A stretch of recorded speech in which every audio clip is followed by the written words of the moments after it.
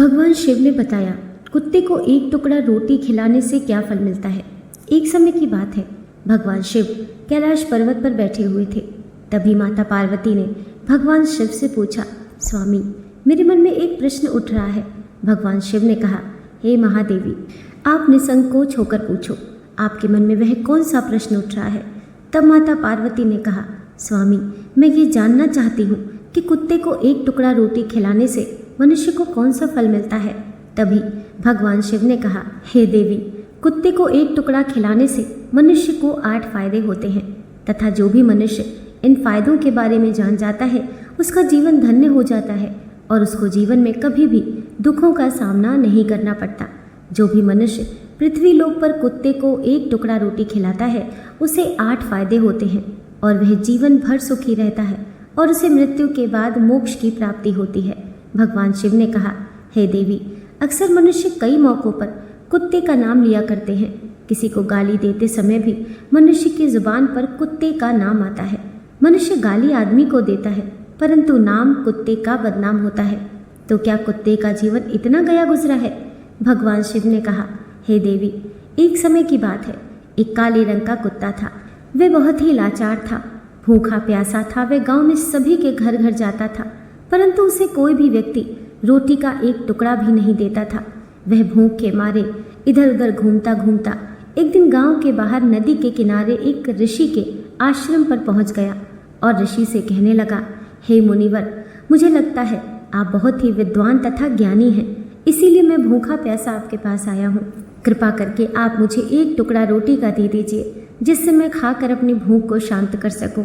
तभी वह ऋषि कहता है, हे स्वान, क्या तुम्हें गांव में एक टुकड़ा रोटी का किसी ने नहीं दिया जिसे तुम खाकर अपनी भूख मिटा सकते। भगवान शिव ने कहा, हे देवी, वह कुत्ता ऋषि से कहता है, हे मुनिवर, मैं आपको क्या बताऊं, आप मेरी बातों पर विश्वास नहीं करोगे। तभी वह ऋषि कहता है, हे स्वान, तुम बताओ, तुम्हारी बातों पर मैं विश्वास अवश्य करूँगा। मुझे तुम बहुत ही लाचार दिखाई पड़ रहे हो। तभी वह कुत्ता कहता है, ठीक है मुनिवर, मैं तुम्हें अपनी बीती बताता हूँ। भगवान शिव ने कहा, हे देवी, वह कुत्ता ऋषि से कहता है, हे मुनिवर, हे दुनिया के लोगों, हम पर रहम करो। हमारा कोई घर नहीं होता, कोई आसरा नहीं होता है, काम करके खाना हमें नहीं आता है, हमें वस्त्र भी पहनने का ज्ञान नहीं है, इसीलिए सर्दी गर्मी और बरसात में हम ऐसे ही घूमते रहते हैं, हमें पढ़ना लिखना भी नहीं आता। भगवान शिव ने कहा, हे देवी, वह कुत्ता कहता है, हे मुनिवर, आपकी तरह हमें अनुशासन नहीं आता है, हमें आपकी तरह बोलना नहीं आता है, ये हमारा दुर्भाग्य ही समझिए, परंतु हमें आपकी तरह भूख भी लगती है, चोट लगने पर हमें आपकी तरह पीड़ा भी होती है, हमें आपकी तरह रोना भी आता है। बस इन्हीं 3 कामों में हम आपके बराबरी करते हैं, इसीलिए हम पर दया दिखाइए, हमें और कष्ट मत दीजिए। ईश्वर ने तो हमें वैसे भी कष्ट देकर ही भेजा है, ऊपर से आप लोग हमें परेशान करते हैं। हम आपकी तरह मनुष्य नहीं हैं, हम पराधीन जीव हैं। जब हमारा जन्म हुआ उस समय हमारे आँख कान बंद थे। उस समय आपके जन्म पर कैसे नाच गान होता है, बाजे बजते हैं, खुशी मनाई जाती है। हमारे जन्म पर भी ये सब हुआ होगा। हमारे जन्म पर किसने खुशी मनाई होगी। हम जिस बिछौना पर थे वह रुई जैसा नरम तो था, सर्दी बिल्कुल नहीं लगती थी।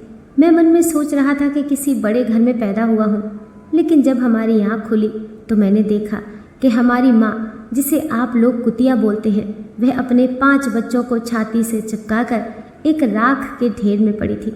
हम 5 भाई थे, बाकी 4 भाई तो लाल और भूरे रंग के थे। मैं अकेला ही काले रंग का था, सबसे छोटा मैं ही था, इसीलिए कमज़ोर था। मेरी माँ हम लोगों के पास कम ही आती थी क्योंकि उसे भी अपने भोजन की व्यवस्था करनी पड़ती थी। यदि वह ना खाती तो हमें दूध कहाँ से पिलाती। उस एक माँ पर हम 5 भाई निर्भर थे।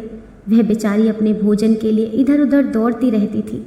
कभी भोजन मिल भी जाता था, कभी नहीं भी मिलता था, लेकिन वह हमेशा हम 5 का बड़ा ख्याल रखती थी। आखिर वह हमारी माँ जो थी वह रात भर जागकर गांव की रखवाली करती थी। किसी की मजाल नहीं थी कि कोई अनजान आदमी बुरी नीयत से गांव की तरफ भी झांक जाए। दूसरे गांव के कुत्ते भी हमारी माँ के डर से गांव में नहीं आते थे। गांव वालों के लिए इतना सब करने के बाद भी कोई मनुष्य तो हमारी माँ को भोजन तक नहीं देता था। भोजन के लिए हमारी माँ को मजबूर होकर छीना झपटी करनी पड़ती थी। कई बार तो लोग उसे लाठी डंडों से पीट कर भगा देते थे। बेचारी उस दिन भूखी प्यासी रहकर पेट की आग से जलती रहती थी। भगवान शिव ने कहा, हे देवी, वह कुत्ता कहता है, हे मुनिवर, आखिर भूख तो हमें आपकी ही तरह लगती है। ऊपर से उसे अपने 5 बच्चों की चिंता भी लगी रहती थी। आखिर माँ जो थी, जब भूख उसे चैन से बैठने नहीं देती थी और गांव वालों का भी उसे देखकर हृदय नहीं पसीजता था, तो बेबस होकर उन लोगों के घरों में चोरी से घूमना पड़ता था और खाने की कोई चीज़ मिल जाती तो उसे खाकर अपने पेट की आग बुझा लेती थी। कई बार तो लोग उसे खाने की वस्तु ले जाते हुए देखें तो लाठी डंडा लेकर उसके पीछे दौड़ जाते। कुछ निर्दयी लोग तो कई बार उसे घर के अंदर बंद करके पीटते थे, हमारी माँ का बुरा हाल कर देते थे। फिर वह कुत्ता ऋषि से कहता है, हे मुनिवर, हमारी माँ ने क्या बिगाड़ा था? उसने सिर्फ अपने पेट के लिए भोजन ही तो चुराया था। चोरी करने का हमें कोई शौक नहीं है, पर पापी पेट हमें ये सब करने के लिए मजबूर कर देता है। एक दिन की बात है, बड़ी ज़ोरदार बरसात हुई, ओले पड़े थे, ठंडी हवा चल रही थी। उस ठंड में ठिठुर कर हमारे 3 भाई मर गए। उस दिन हमारी माँ बहुत रोई थी, लेकिन मनुष्य हमारी पीड़ा को नहीं समझे, क्योंकि उसके बच्चे थोड़ी मरे थे। फिर वह कुत्ता कहता है, हे मुनिवर, अब हम सिर्फ 2 भाई रह गए हैं। हमारी माँ हम दोनों की अच्छे से देखभाल करने लगी थी।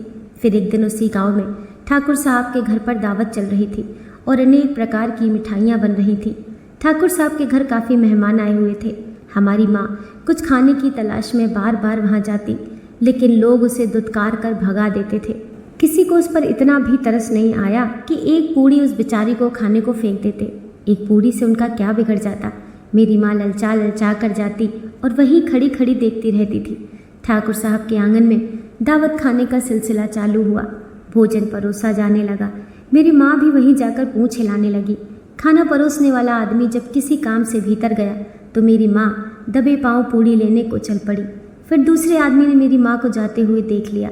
चारों ओर से लोग चिल्ला चिल्ला कर उसकी तरफ भागे। मेरी माँ उनकी चीख पुकार सुनकर घबरा गई। 2-3 आदमी लाठी लेकर उसके पीछे बड़ी बेरहमी से दौड़े। मेरी माँ वहाँ से घबरा कर भागने लगी, परंतु उसे वहाँ से निकलने का कोई रास्ता नहीं मिला, क्योंकि सामने से लोग लाठी डंडे लेकर आ रहे थे। तभी मेरी माँ वहाँ पर जो लोग भोजन कर रहे थे उनको लांघ कर निकल गई। भगवान शिव ने कहा, हे देवी, आगे कुत्ता कहता है, हे मुनिवर, मेरी माँ अपने निकलने पर इतना हैरान नहीं थी जितनी कि उन लोगों को देखकर हुई थी जो वहाँ पर दावत खा रहे थे। वे सब उठकर खड़े हो गए। उन्होंने भोजन करना छोड़ दिया और कहने लगे कि कुतिया के लांघ जाने के कारण भोजन भ्रष्ट हो गया है। सब एक दूसरे से विचार विमर्श कर रहे थे कि अब क्या किया जाए, खाना तो सब खराब हो गया। फिर ठाकुर साहब फूट फूट कर रोने लगे। कुछ लोग तो ये भी कह रहे थे कि भाई, कुतिया के लांघने से भोजन खराब कैसे हो गया? उसने खाने में या पत्तलों में मुंह थोड़ो डाला है, सिर्फ ऊपर से लांघ कर ही तो गई है। और कहने लगे, शहरों में तो लोग कुत्ते को पाल कर घर के अंदर सुलाते भी हैं और खिलाते भी हैं, तो इसमें कोई बुरी बात नहीं है। अगर कुतिया लांघ गई है तो भोजन खराब नहीं हुआ है। लेकिन उनमें से कुछ लोग बड़े घरों से ताल्लुक़ रखते थे। उन्होंने एक भी नहीं चलने दी। कह रहे थे कि भोजन तो भ्रष्ट हो गया है, ये हमारे खाने लायक नहीं है। आखिरकार उन्हीं की बात मानी गई। अब तो वह सारा भोजन गरीबों में बांट दिया गया। उस दिन तो मेरी माँ को खूब पेट भर के खाना मिला था। ऐसा सुख उसने जीवन में कभी नहीं पाया था, लेकिन वो सुख उसके लिए बड़ी मुसीबत बन गया। वह भोजन करके वहाँ आराम से लेटी ही थी, उतने में ठाकुर साहब डंडा लेकर आ पहुँचे और उसे बुरी तरह से पीटने लगे। उसे बाहर से भागने का भी कोई अवसर नहीं मिल पाया। डंडों की चोट से वह बुरी तरह से चिल्लाने लगी। माँ का विलाप सुनकर पत्थर भी पसीज जाता है, पर उस निर्दयी को उस पर जरा भी रहम नहीं आया। वह उसे कठोरता पूर्वक पीटता जा रहा था। माँ का वह शोर पूरे गांव में सुनाई दे रहा था। तब कुछ लोग आए और समझाते हुए बोले, ठाकुर साहब जाने दो, भूख में तो आदमी की भी बुद्धि भ्रष्ट हो जाती है। ये तो एक पशु है, इसे अच्छे बुरे का क्या ज्ञान? अब इसे मार कर आपको क्या मिलेगा? जो होना था सो हो गया। लोगों के समझाने के बाद उसने हमारी माँ को पीटना बंद किया। हमने सोचा कि कितना कष्ट भरा है हम कुत्तों का जीवन। आदमी एक रोटी के टुकड़े के बदले एक चोर के जितना पीटता है। बेकार है ऐसे लोग जो हम लोगों की पीड़ा को नहीं समझते। भगवान शिव ने कहा, हे देवी, वह कुत्ता कहता है, हे मुनिवर, एक दिन की बात है, उसी गांव के बाहर एक ब्राह्मण आकर ठहरा हुआ था। उसने अपने भोजन के लिए एक जगह चूल्हा बनाया और उस पर दाल बनाने के लिए रख दी। उसके बाद आटा गूंथ कर रख दिया। वह वहीं पास में कुएं पर पानी लेने चला गया। इधर कहीं से मेरी माँ भी घूमती हुई वहीं पहुँच गई। उसने गूंथे हुए आटे को देखा तो सोचने लगी कि शायद इस आटे का कोई मालिक नहीं है। यही सोचकर वह उस आटे को खाने लगी। उधर उस ब्राह्मण ने कुएं के पास से देखा कि उसका आटा एक कुतिया खा रही है, तो वह बड़ा दुखी हुआ। वह बेचारा माथे पर हाथ धरकर रोने लगा, क्योंकि वह भी 2 दिनों का भूखा और थका हुआ था। कुछ लोगों ने उसे कहा, अरे ब्राह्मण देवता, इस कुतिया ने तुम्हारा भी आटा बिगाड़ दिया। कल तो उसने ठाकुर साहब की पूरी रसोई बिगाड़ दी थी। ब्राह्मण दुखी होता हुआ बोला, भाई मुझे क्या मालूम था, यह दुष्ट कुतिया मेरे आटे को खाने के लिए घात लगाए बैठी है। ब्राह्मण ने आओ देखा न ताओ लाठी लेकर उस कुतिया के ऊपर टूट पड़ा। माँ उस आटे को ठीक से खा भी नहीं पाई थी, पर उससे ज्यादा कि उस पर लाठी बरस गई। महीनों तक मेरी माँ लंगड़ाती हुई घूमती रही। तब उस दिन समझ में आया कि आदमी कितना खुदगर्ज है। हम उसका कोई भी कार्य करते हैं तो भी वो हमें नहीं समझता। आगे वह कुत्ता कहता है, हे मुनिवर, हमारी कमी ये है कि हम उन्हीं मतलबी इंसानों के अधीन रहना चाहते हैं जो हमें कष्ट देता है, जो हमें प्यार से खिलाता है। हम उसके कितने काम आते हैं ये उन्हें नहीं पता। उनके घर की रखवाली तो करते ही हैं, साथ ही साथ और भी बहुत सारे लाभ हैं जिन्हें मनुष्य नहीं जानता। भगवान शिव ने कहा, हे देवी, यदि मनुष्य कुत्ते को रोटी खिलाने के फायदे जान जाए तो अपने जीवन में होने वाले नुकसान से बच सकता है। आज मैं आपको बताऊंगा कुत्ते को रोटी खिलाने के 8 फायदे। मनुष्य को पता नहीं है कि जब भी घर में रोटी बनाई जाती है तो सबसे पहली रोटी गौ माता की होती है और पिछली रोटी कुत्ते की होती है। भगवान शिव ने कहा, हे देवी, ऐसा ही हमने विधान बनाया था, लेकिन भगवान के बने उस विधान को भूलकर मनुष्य अगली और पिछली रोटी स्वयं ही खा जाता है। इसका दुष्प्रभाव उसके जीवन पर पड़ता है।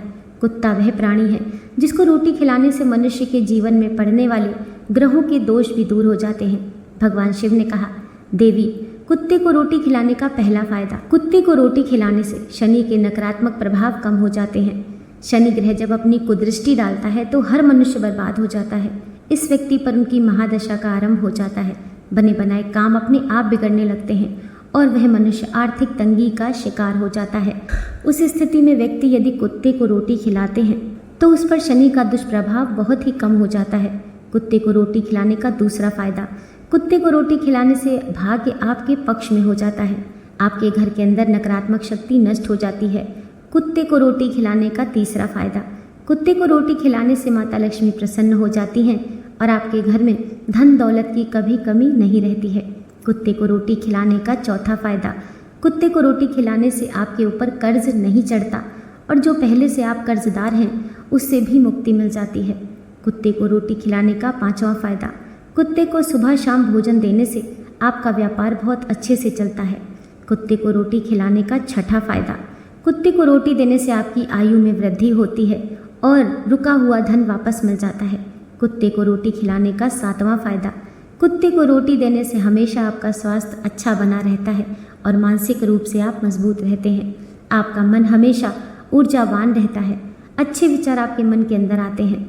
कुत्ते को रोटी खिलाने का आठवां फायदा, कुत्ते को रोटी खिलाने से भगवान प्रसन्न रहते हैं, क्योंकि भगवान को समस्त जीवों की चिंता रहती है और जो समस्त जीवों पर दया दिखाते हैं भगवान की कृपा सदैव उस परिवार पर बनी रहती है। आपने अपने बुजुर्गों से सुना होगा कि कुत्ता जब रोता है तो अपशगुन होता है, कोई संकट आता है, किसी की मृत्यु होती है, इसलिए कुत्ते को कभी रुलाना नहीं चाहिए। इस प्रकार से भगवान शिव ने माता पार्वती को कुत्ते को रोटी खिलाने के 8 फायदे बताए हैं और जो भी मनुष्य कुत्ते को रोटी खिलाता है उसे इन 8 फायदों का फल प्राप्त होता है। दोस्तों, आशा करती हूँ आज की कथा आपको ज़रूर पसंद आई होगी। वीडियो पसंद आई हो तो लाइक कीजिए, चैनल को सब्सक्राइब कीजिए। मिलते हैं नेक्स्ट वीडियो के साथ।